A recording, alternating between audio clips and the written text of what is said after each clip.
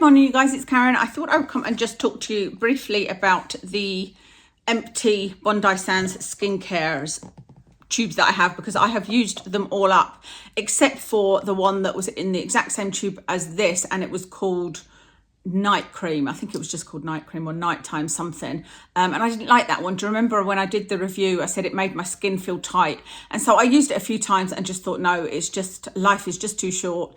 So I actually gave that to a friend who's got more oily skin, and she's enjoying it. She actually says she quite likes it as a night cream, so that's great. But I've used up everything else. So the first one is this Daydream whipped moisturizer that I was using as a night cream, and I did really enjoy this. It was really plain and simple. You know, it felt really nice on the skin. I want something plain and simple because I tend to be using serums or oils or oily products.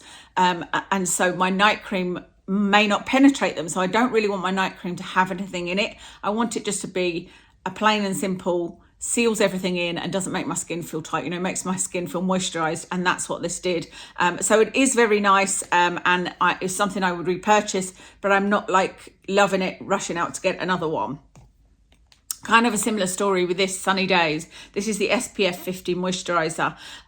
It was nice and I enjoyed using it, but I didn't love it as much as the Face Theory one in the jar that I really have been enjoying, the Amalfi Whip. I've gone back to using that actually. So it's one that, you know, if I couldn't find one and I was in desperate need of one, I would buy it, but it's not, I didn't love it so much that I'm like, I must go and get one of those again. Then I used up the Golden Hour Brightening Vitamin C Serum, and I really enjoyed that. And this is one I would use again. In fact, let me show you this as well. This is the niacinamide serum, vitamin B3 serum, 10% niacinamide and 1% zinc. And this one is a 15%, is it? No, 10% vitamin C and is ascorbic acid. This never ever irritated my skin, which was fantastic. Neither of them did. They both sit well under lots of other skincare.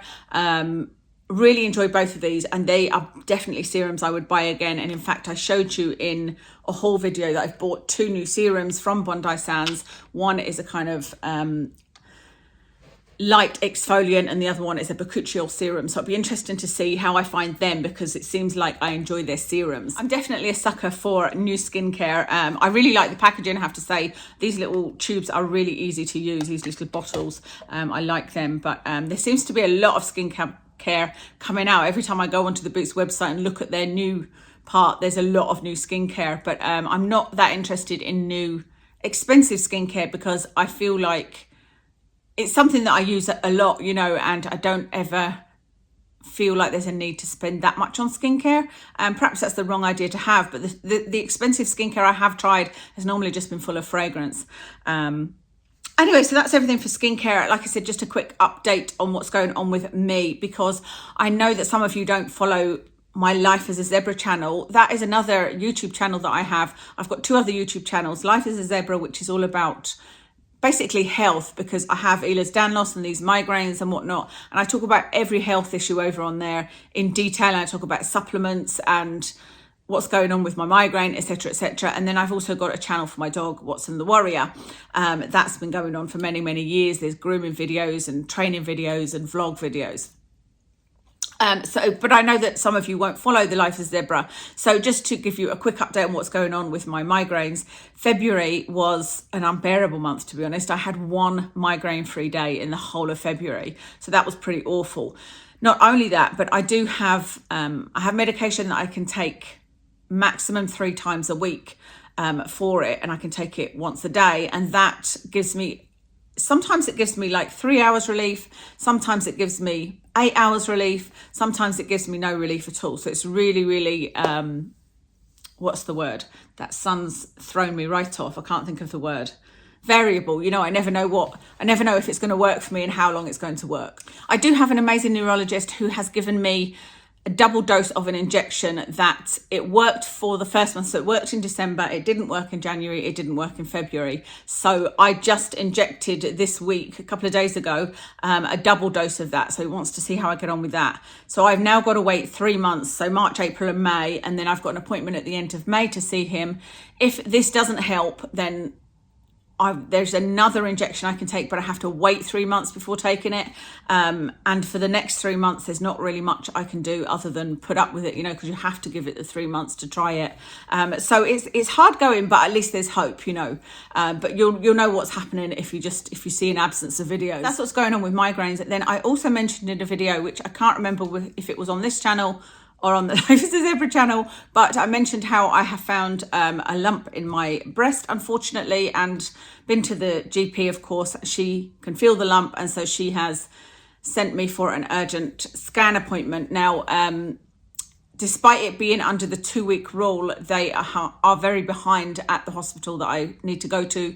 It's actually the hospital and the department that I used to work in radiology, and yeah, they're very behind. So I've got an appointment on, it's not for a couple of weeks yet. So it was, I think, 4 weeks from when I got the letter, which is a shame because, you know, once you're sent like that, something like that, you start to worry. But I have to say, I do think that it is just, I don't think it's anything to worry about. Oh, that's better, out of the sun. Yeah, I don't think it's anything to worry about because it is, firstly, because my boob is painful. And what the GP said was the worrying thing is that I've got one boob that's painful, not both of them, because both of them being painful would just be, you know, perimenopause, menopause, whatever.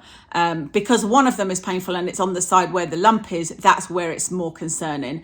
In a way, it's reassuring because most breast cancers aren't painful. And so, like I said, that's a little bit reassuring. However, there is one type that is painful, and it's quite an aggressive type. So, like I said, the problem is that the minute you get sent for, I don't know whether you found this, the minute you get sent for a test or a scan or anything, you've got something waiting, all of a sudden you start to worry about what if it's positive, even if you're convinced that there's nothing wrong, you know. I'm constantly trying to move away from that sun.